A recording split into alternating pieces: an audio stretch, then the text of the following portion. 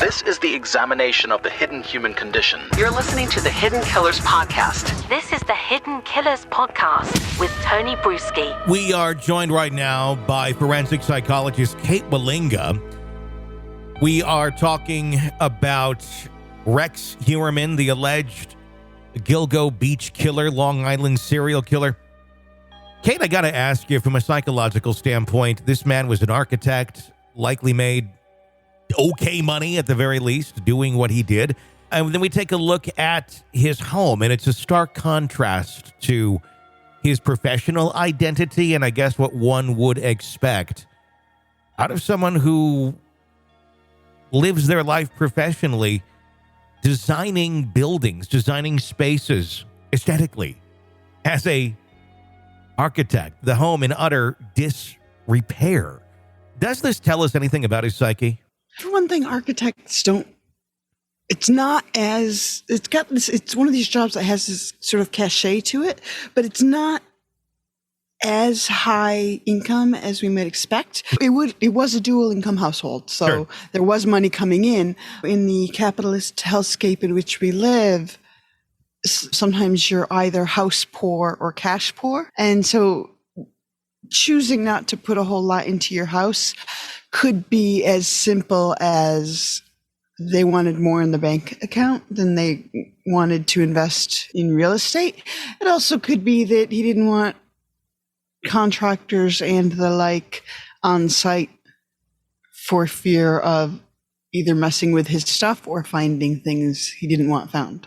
Now there, I think maybe more where it lies with Rex. I don't know. We obviously don't know his finances for sure. Certainly, I could totally understand where you're coming from there on the finances. I just wonder if keeping the home in that shape not always requires a lot of money. It more so requires time, an investment of time and care into one's own habitat, if you will. And it seems like there was a level of depravity there, a level of not caring for that property, seeing what we've been seeing lately, the layers in which we're learning that he's had there. What do you make of the findings that they're coming across now of the soundproof room, of whatever they're finding in the backyard, possibly a pit, possibly a grave, and all of these things right underneath the nose of so many people, including his wife, children, neighbors, all of that, and being able to hide that for so long?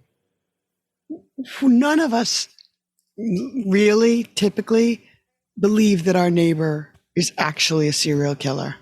Like, there's a guy who lives 2 doors down from me that we all refer to as Strange Raymond. And sure, as much as we all think he's an odd guy, I don't believe he's a serial killer. And if it were to come out that he is, I would be mind blown on that. And so, like, the human capacity for weirdness is pretty big. Sure.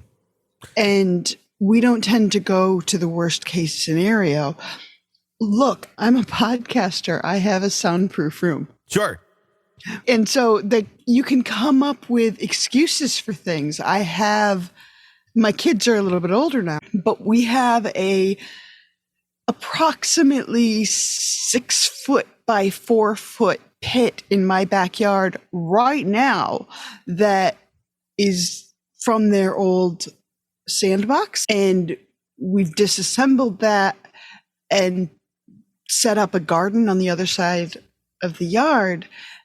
But at this point, we haven't completely demolished where the sandbox is. There's fresh earth right there. Like, that's not a great look if you're looking for sure. There's suspicious activity. So it becomes one of those, if all of this happened overnight, then yeah, it's weird and scary and what's wrong with this guy? But when it happens a little at a time here and there, and he has a good story, and if you look at the timeline for the crimes, at least 3 of the murders that he's been accused of, and I know he's only been charged for 3 as of time of recording. Yep. But he's going to be charged with a 4th, at least, I believe. Yep. And at least 3 of them were times when his wife was out of town. And that becomes pretty easy to say, oh yeah, no, I just moved some stuff because you were out of town. I just did this thing because you were traveling.